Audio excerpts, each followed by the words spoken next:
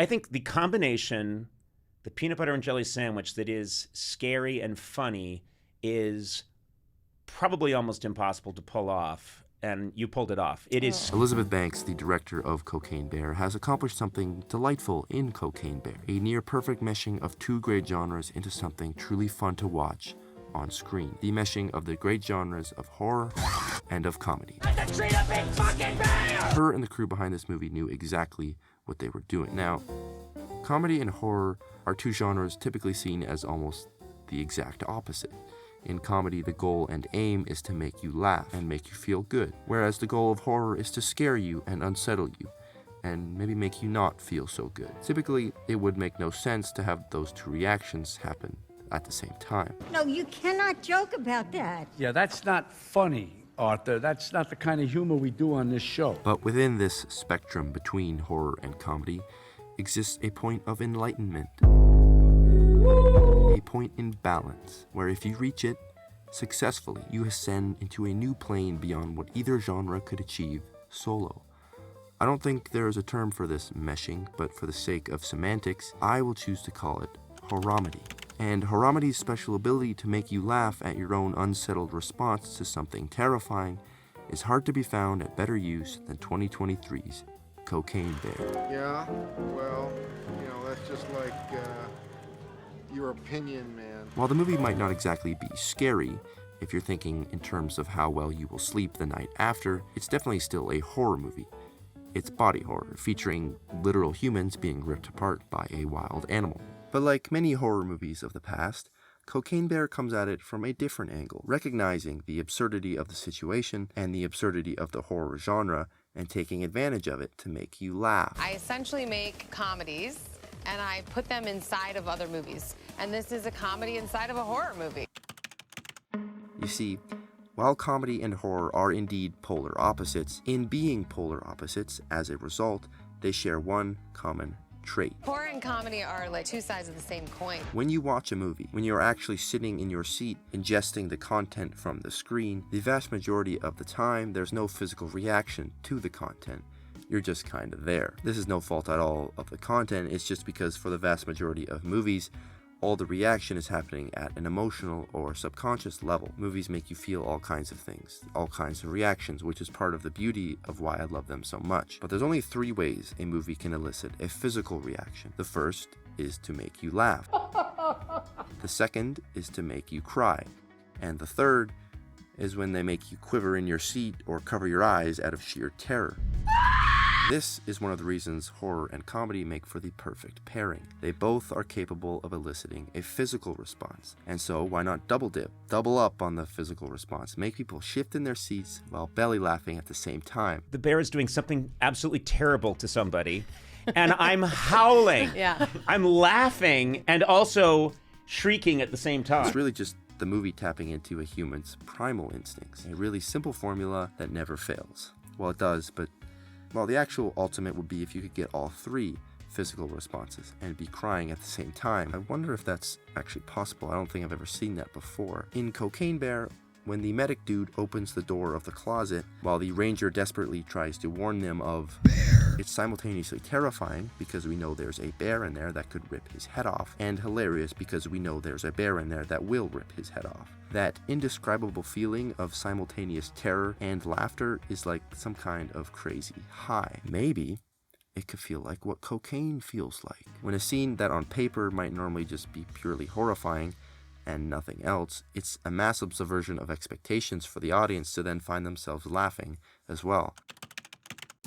There's one issue with this approach that I haven't addressed quite yet, and that's that the humor is in fact taking away from the scariness of the movie. Cocaine Bear is not scary whatsoever. It's goofy, it's ridiculous, but that's the point. It is scary and funny. Thank you. Yeah. That was the challenge of it, right? Like that was the tone and the script that I thought, oh, if I get this right, I think it can hit. Cocaine Bear is one approach to horromedy, but not the only one. I've looked at moments from Cocaine Bear where it works, but the absurdity can go beyond mere moments and be part of the actual identity of the movie. Take one of the best horror movies in the last 10 years.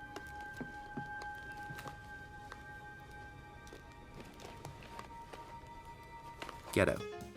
It's a legit horror movie. It's scary. But Jordan Peele uses comedy to fuel it, too. Shit! Ah, she's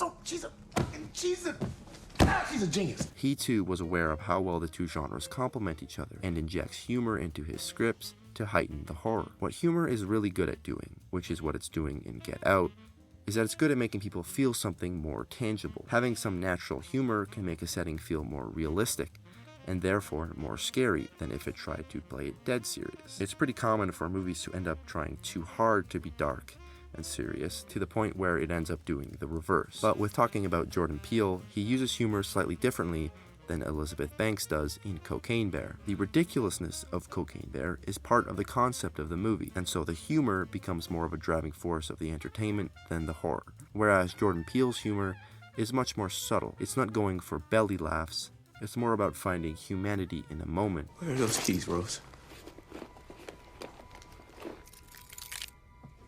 You know I can't give you the keys, right, babe?